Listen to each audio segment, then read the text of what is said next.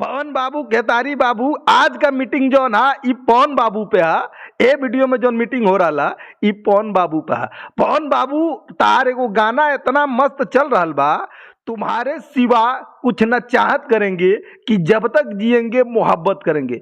गजब का गाना बनौले हवा पवन बाबू, आ गजब का सुंदर हीरोइन लाइले हवा, आ इतना बढ़िया एक्सप्रेशन है पवन बाबू कि जीवा हमार हरियर हो गया। तुम्हारी गाना देखले के बाद इतना आनंद आ गइल बा कि हम बता ना सकेले। पवन बाबू मजा आ गई हो, जीवा एकदम हमारा हरियर हो गया। आ इतना बढ़िया तरीका से, इतना सुंदर तरीका से वो हीरोइन भी अपने आप को प्रस्तुत कैले बाड़ी कि जौना के देखले के बाद सब लोग खुश हो गए। यही से आज को दिन से वो ट्रेंडिंग में चलता और ये बड़ा 2 नंबर 3 नंबर ट्रेंडिंग कर रहा बा। इतना मजेदार गाना आज ले हम ना देखले रहनी है। हमारा ना लागत रहा कि भोजपुरी में भी इतना मस्त मस्त गाना बने वाला बा। तू और केदारी बाबू मिल के इतना मस्त जौन गाना बना रहल बड़ा लो, आप प्रस्तुत कर रहल बड़ा लो दर्शक भाई लोग के, अरे मजा आ गईला।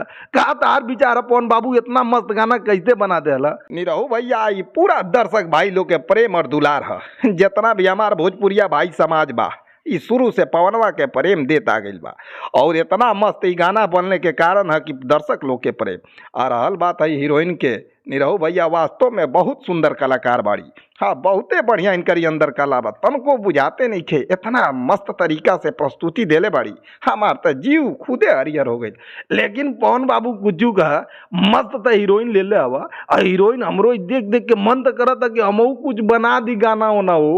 अब तो गाना हमहू जरूर बना, हीरोइनियन के देख के तो गानवा बनाओ के मन करता। लेकिन का करबा जी, आप तो जानते हवा कि नेता बन गए तो चुनाव में तनकी तो बहुत कुली कुली झमेल होला और जनता के बीच जाए के रहेला। लेकिन हीरोइन लोग के बीच हम जरूर आई, मजा आ गया। तब दर्शक भाई लोग आप लोगों से विनती है कि तनी जाके देखो पवन बाबू के गाना कितना मजेदार है। तो अगर ना देख ले तो जे देख ले तो जरूर मजा ले और लोग के बतावे लोग गाना बढ़िया बनावता लोग।